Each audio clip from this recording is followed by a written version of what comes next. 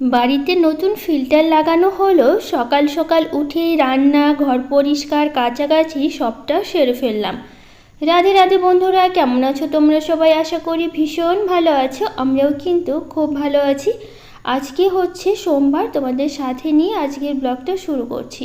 সাথে থেকো, আজকের ব্লগটা তোমাদের খুব ভালো লাগবে।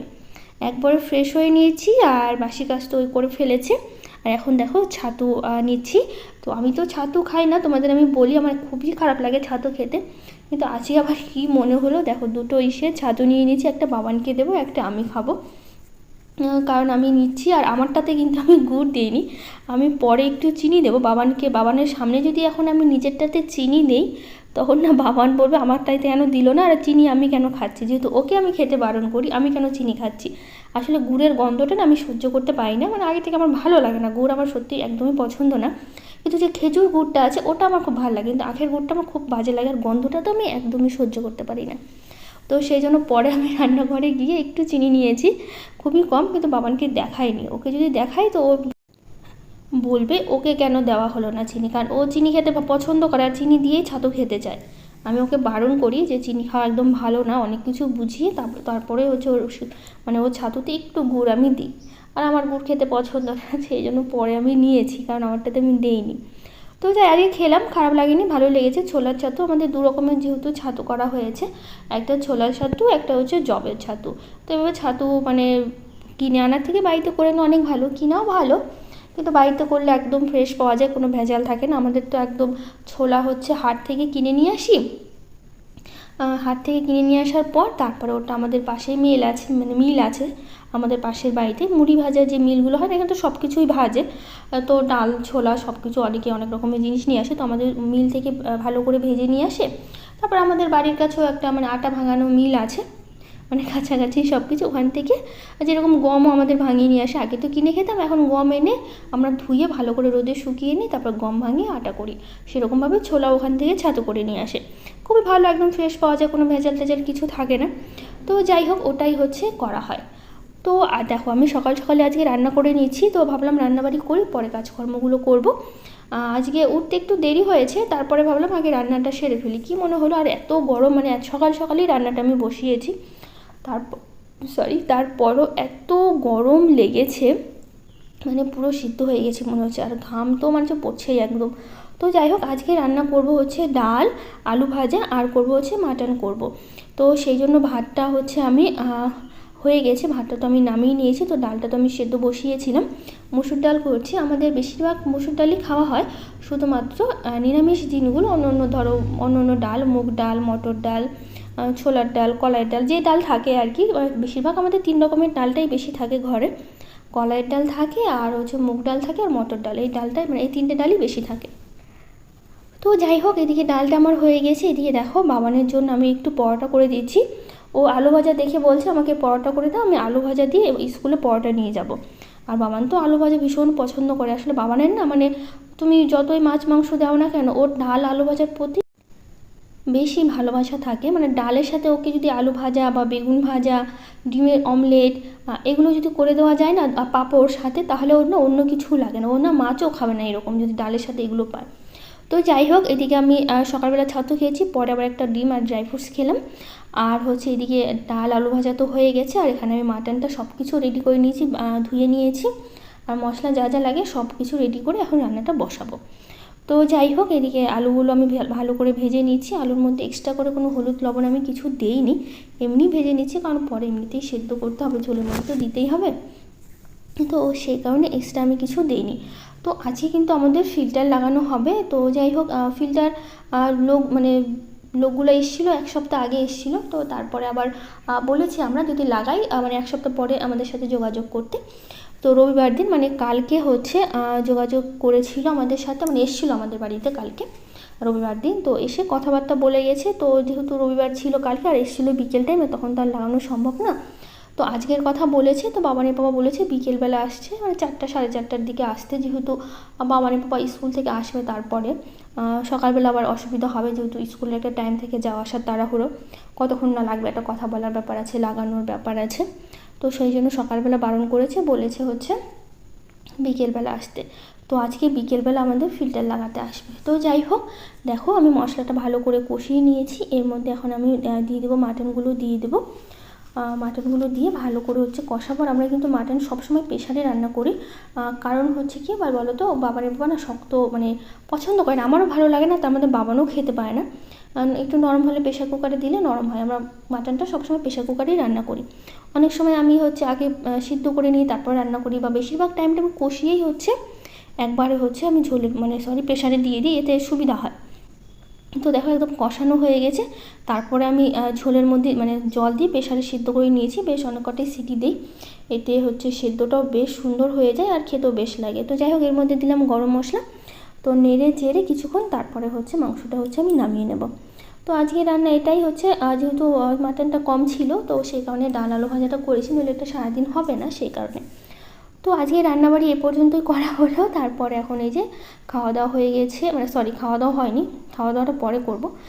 এখন অনেকটা সময় আছে, বাবানকে পরে দেবো, বাবানের পাপা ওরা সবাই পরেই খাবে। এদিকে স্নান পুজো বাবানের পাপা করবে, তারপরে একসাথে বসে খাবো।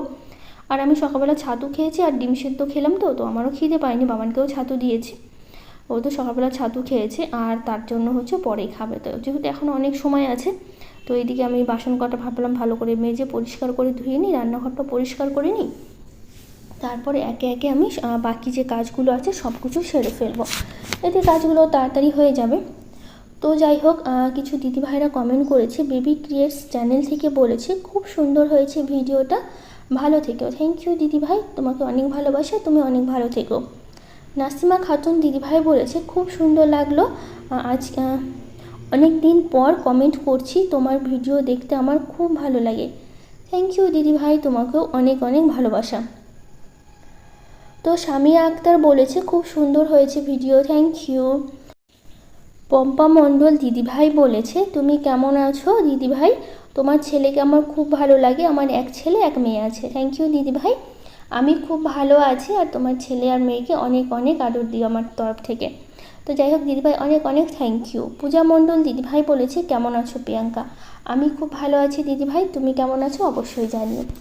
তো যাই হোক, এদিকে দেখো বিছানাটা সকালবেলা বাবানের পাপা গুছিয়েছিল, তো আমি একটু ঝেড়ে নিচ্ছি, যেহেতু ও ঝাড়েনি আর বিছানার চাদরগুলো টান টান করেনি, তো সেই জন্য ভালো করে টান টান করে নিচ্ছি। এই ঘরের বিছানার চাদরটা একদম টান টান করে নিচ্ছি। আসলে বিছানার চাদর না টান টান থাকলে দেখতেও ভালো লাগে, কুচকে থাকে না, কেমনই একটা লাগে, অগোছালো অগোছালো মনে হয়, তো সবসময় একটু গুছিয়ে রাখি আমি। তো যেহেতু সেরকম কাজকর্ম আজকে নেই, তো এটা করছি। আর ওই যে যেখানে আমাদের ফিল্টার লাগানো হবে ওখানটা একটু পরিষ্কার করব। ফিল্টারটা ওরা বলেছিল রান্নাঘরে লাগাতে, তো আমাদের একটু সমস্যা হচ্ছিল রান্নাঘরে, যেহেতু আমাদের বেসিনের উপরেই একটা তাক আছে না, যে আমি কৌটাগুলো রাখি, তো রান্নাঘরে একদমই হবে না লাগানো। তো ওরা বলছিল রান্নাঘরের ভেতরে অন্য কোনো দেওয়ালে লাগাতে, পাইপ দিয়ে ওরা নিয়ে যাবে, তো আমাদের একটু ঝামেলা হচ্ছিলো। তার মধ্যে রান্নাঘরে আবার ওই তেলগুলো যাবে, তেলের একটা ব্যাপার আছে, সেই তো আমার পরিষ্কার করে তেল জিনিসটা পরিষ্কার করতে হবে। তো সেই জন্য আমরা এই যে এখানটা লাগাবো, বেসিনের এখানটাই হচ্ছে লাগাবো হচ্ছে ফিল্টারটা। তো সেই জন্য হচ্ছে এখানটা পরিষ্কারই ছিল, তারপরও না এই যে অনেক জায়গায় জল ছিটে ছিটে না বেসিনের একটু কালো কালো দাগ পড়েছিল টাইলসে, তো সেটাই আমি না ওই ঘষা দিয়ে ওই যে ওখানে একটু হ্যান্ড ওয়াশ ছিল, ওখান থেকে একটু হ্যান্ড ওয়াশ নিয়ে ভালো করে ভিজিয়ে, তো ভাবলাম তাহলে পুরোটাই পরিষ্কার করে ফেলি, এখন ফিল্টারটা কোথায় লাগানো হবে, পরে আর পরিষ্কার করা হবে না, তো সেই কারণে আমি সেটাই করছি। স্নান করতে যাব, এদিকটা পরিষ্কার করে নিয়ে তারপরে হচ্ছে স্নান করতে যাব, তো সেই জন্য গোটাটাই আমি একদম পরিষ্কার করে ফেললাম। তো তারপরে একবার ওপর থেকে নিচ মতো না জল দিয়ে একদম ধুয়ে দিয়েছি। আর নিচের দিকে না আমাদের ওই বেসিনের পাশে একটা ছিদ্র আছে, এখানে করা হয়েছিল, তো ওখান দিয়ে না জলটা পুরো চলে যাবে, তো আমি হচ্ছে জলটা দিয়ে রেখে দিয়েছিলাম ধীরে ধীরে, ধুয়ে রেখেছিলাম। তো নিচের দিকটা আমি আর হচ্ছে জলটা মুছিনি, যেহেতু আমাদের ওখানে বেসিনের পাশেই একটা ছিদ্র আছে, ওখান থেকে সব জল চলে যাবে, তো সেই কারণে পরে আর কিছু করা হয়নি। তো যাই হোক, এটা করে নিলাম, তো ভাবলাম আয়নাটাও একটু পরিষ্কার করে নিই, তারপরে আমি যাব স্নান করতে, যেহেতু সকাল থেকে আমার সব কাজই হয়ে গেছে, আর সেরকম কাজকর্ম নেই, স্নান টান করে একবারে খাওয়া দাওয়া আমি করে নেব। তো এইদিকে আমি বাবান স্নান করে নিয়েছিল, বাবানকে আমি খেতে দিয়েছি, বাবানকে খেতে দিলাম, দিয়ে তারপরে হচ্ছে আমি চলে গেছিলাম স্নান করতে। আর বাবানের বাবা কিন্তু পুজো দিচ্ছে, তো ও বেরোলে আমরা দুজনে মিলে একসাথে খেয়ে নেব। তো আমি বাবানের পাপা তো সবসময় কাছাকাছি করে, তো আমি আবার ভাবলাম দুই একটা কেচে দিই, সবসময় ওই কাছাকাছি করে কতই বা করবে, তো সেই কারণে ভাবলাম একটু আমি নিজেই হচ্ছে কাচি, বেশি নেই কয়েকটাই ছিল, তো সেই কারণে নিজেই আজকে কেচে দিয়েছি। আর একটা ওয়াশিং মেশিন নিতে হবে, যেহেতু এখন আজকে ফিল্টার নিলাম, আর 1-2 মাসের মধ্যেই ভাবছি একটা ওয়াশিং মেশিন নিব, কারণ ওয়াশিং মেশিন ছাড়া আমার একদমই হবে না, আমি নিজেও বুঝতে পারছি। তো যাই হোক, পরবর্তীতেও আমার খুব প্রয়োজন পড়বে, তো ভাবছি আস্তে ধীরে ওয়াশিং মেশিনটাও নিয়ে নেব। ওয়াশিং মেশিনটা নিলে আর কোনো সমস্যা হবে না, মোটামুটি সব কিছুই মানে আছে বাড়িতে, ওই একটা জিনিসেরই কমতি আছে এখন মনে হচ্ছে। তো যাই হোক, আমি তো এই কটাই কেচেছি, আর কিছু কাচিনি। তো এগুলো কাছাকাছি একদম শেষ হয়ে গেল। তারপরে হচ্ছে সারাদিন ওই যেভাবে কাটে ওভাবে কেটেছে শুয়ে বসে। বিকেলবেলা খেয়েছি কিছুটা ফল, মানে মৌসুমি খেয়েছি। তারপর দেখো ওই লোকগুলো এসেছিলো, ওরাই এসে একদম লাগিয়ে দিয়ে গেছে ফিল্টারটা। আমি প্রথমে ভেবেছিলাম যে আয়নাটা পাশে না, আমি হচ্ছে বেসিনের উপরে লাগাতে চাইনি, আমরা সাইডে লাগাতে চেয়েছিলাম, যেহেতু বেসিনের উপরেই আমাদের আয়নাটা ছিল। তারপরে না দেখছি এখন সাইডে না ওই মাথায় লাগার একটা ব্যাপার আছে, যদি সাইডে লাগাই তখন মাথার সাথে টোকা লাগতে পারে। তো সেই কারণে কি করা হলো, ওই মানে আয়নাটা ছিল সামনেখানে, ওখানেই ফিল্টারটা লাগানো হয়েছে। আর হচ্ছে পাশে যেখানে ফিল্টার লাগাতে চেয়েছিলাম ওখানে এখন বাধ্য হয়ে আয়নাটা লাগাতে হলো। তো খুব একটা আয়নার প্রয়োজন পড়ে না বেসিনের এখানে, তারপর আয়নাটা হলে দেখতে ভালো লাগে, আর তার মধ্যে অনেক সময় মুখ দেখাও হয়। তো এখন কি করবো বলো, তার জন্য পাশেই হচ্ছে লাগানো হলো। ওই আয়নাটার ওখানে আমরা প্রথমে চেয়েছিলাম লাগাতে, এখন দেখছি এতটাই বড় যে মাথার সাথে লাগবে আর কি, অনেক সময় লেগেও যেতে পারে বেখালিতে। তারপরে আবার জল ভরার সময় জলও পড়বে নিচে, আর বেসিনের উপর লাগালে জলটা সব সরাসরি বেসিনের উপরে পড়বে জল ভরার সময়। তো এই তো এটার জন্যই লাগানো হলো। তো কেমন হয়েছে অবশ্যই কিন্তু আমাকে জানিও, আর এখানে লাগিয়ে ঠিকঠাক আছে কিনা সেটাও কিন্তু জানিও। তো এইভাবে উঁচু করলেও জল পড়বে, আবার নিচের দিকে চাপলেও হচ্ছে জলটা পড়বে। তো হচ্ছে কেমন লাগলো জানি আজকের ভিডিওটা। তো আজকের মতো টাটা, দেখা হবে নতুন একটা ব্লগে।